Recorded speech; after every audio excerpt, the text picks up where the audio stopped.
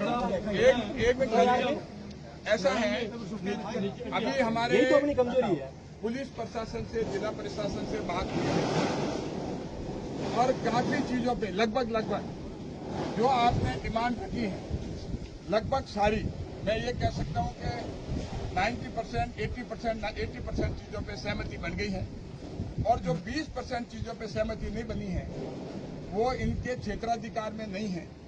जैसे मुआवजा का मामला है वो ये राजस्थान सरकार को भेजेंगे और ज्यादा से ज्यादा मुआवजा मिले, इनको कोई आपत्ति नहीं है, जितना भी सरकार दे, और जो हमारे वहाँ पर भाई लोग हैं वहाँ ज्यादा से ज्यादा मुआवजा कराने की कोशिश करें।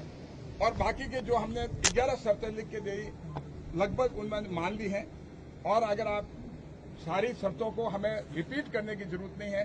बाकी एसपी साहब आपको बताएं और कोई उड़दंग नहीं करेंगे, कोई बात अगर है, क्योंकि मैं आपको ओसिया की जनता को धन्यवाद देता हूं कि आपने बहुत ही शांति रखी, कानून व्यवस्था अपने हाथ में नहीं ली।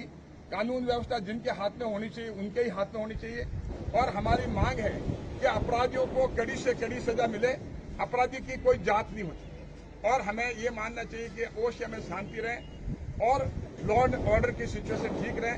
इसमें हमें भी सहयोग करना है, लेकिन अपराध जिसने किया है उसको कड़ी से कड़ी सजा मिले, इसके लिए हमने एसपी साहब से निवेदन किया है। इनको सारी बातें इन्होंने मानी है। इस बात के लिए इन्होंने एक मिनट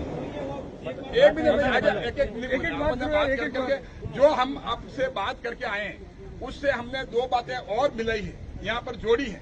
जो आपने रिप्रेजेंटेशन पहले दिया है उसमें और बातें हमने जोड़ी हैं, जोड़ करके उन बातों को भी मनवाया है, सारी बातें मानी और ये स्वयं चाहते हैं, ये एसपी और पुलिस खुद चाहती है कि अपराधी को कड़ी से कड़ी सजा मिले।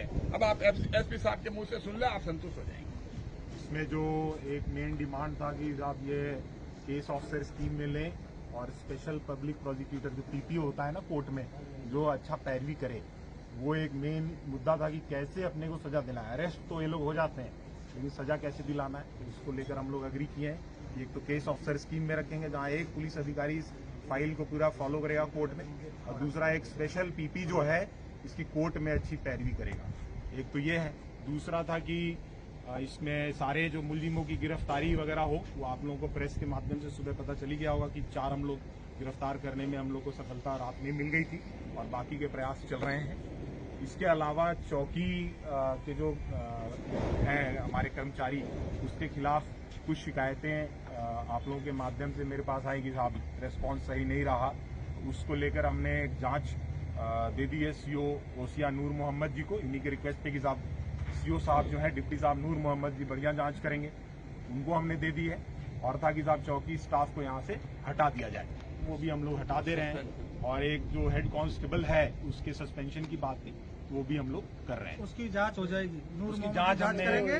और लिप्तता की बात है कि उनकी इन्वॉल्वमेंट है या नहीं है, इन्होंने कहा क्योंकि सरकारी कर्मचारी हैं, पहले हम जांच करते हैं, अगर उसकी लिप्तता है उसमें क्राइम में, तो उसको भी उसमें एफआईआर के साथ में जोड़ेंगे। आप निश्चित रहें। ये कर दिया उसको, बिल्कुल जांच में ये साहब खुद देखेंगे और उसको अगर दोषी पाया गया तो उसको सजा, इन्होंने कहा है कि जेल भेजने का काम मैं स्वयं करूंगा। पहले भी 5 पुलिस वालों को भेज चुका हूँ, ऐसे एसपी साहब ने कहा है और हम चाह रहे थे कि ये खुद ही अपने मुंह से कहे और इन्होंने कहा है। बोल लेना साहब, बिल्कुल सही है। पहले भी मैं कह चुका हूँ कि अगर कोई पुलिस कर्मचारी का आपराधिक संलिप्तता कभी भी निकलेगा तो उसके खिलाफ मैं खुद ही उसको केस में फिट कर देता हूँ।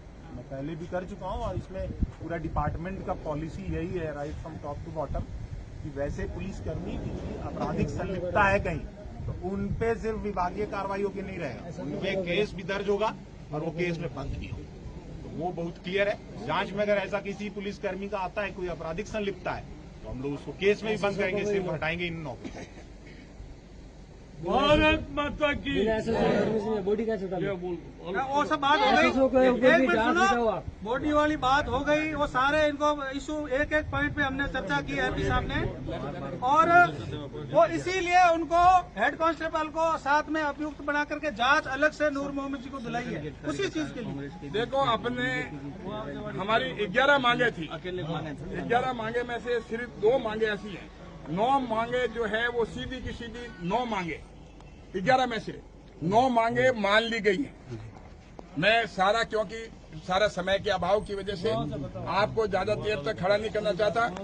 सारी 9 मांगे जो हैं, बहुत मेजर मांगे हैं, वो 9 मांगे मान ली गई हैं। सिर्फ दो मांगे, एक तो जो मुआवजा कानून के तहत है वो तो एकदम मिल जाएगा, लेकिन जो मुख्यमंत्री के उनकी डिस्क्रिप्शन पे है, जो ये मुआवजा के लिए बनेंगे, इन्होंने कहा, एसडीएम साहब ने भी कहा कि भाई हम ये लिख के भेजेंगे, गरीब परिवार है उनको ज्यादा से ज्यादा मिलना चाहिए। वो हमें जो है वो इनका काम है फाइल बना के बढ़िया से बढ़िया बना करके वहां भेजने का, और ज्यादा से ज्यादा देने का काम है वो मुख्यमंत्री के कार्यालय का और मुख्यमंत्री का। तो इसमें हमें सिर्फ जो दबाव बनाना है ज्यादा से ज्यादा कैसे मिले वो वही कर सकते हैं। इनके अगर मान लो अपन अगर कहेंगे तो इनके क्षेत्राधिकार में यही बना करके केस भेज सकते हैं। दूसरी नौकरी का जो है, देखो कानून के प्रावधान तो है नहीं, और अगर ये हाँ भी भर लेंगे तो मुझे पता है कि ये दिला नहीं सकते। और इन्होंने कहा कि कॉन्ट्रैक्ट बेसिस पे कहीं हम देख सकते हैं सरकारी नौकरी में है, तो कॉन्ट्रैक्ट बेसिस पे नौकरी जो है उसमें अगर जम के रहेंगे परिवार वाले तो आगे जो है उसका भविष्य ठीक बन सकता है। तो हमें हाल फिलहाल में कॉन्ट्रैक्ट बेसिस पे जो है वो भी नहीं छोड़नी चाहिए। और मैं इनसे निवेदन करता हूं कि भाई कि आप जो है कॉन्ट्रैक्ट बेसिस वाला जो है इसको परिवार को जल्दी से जल्दी नौकरी दिलाने की कोशिश करें। ठीक है सर, बस भारत माता की जय।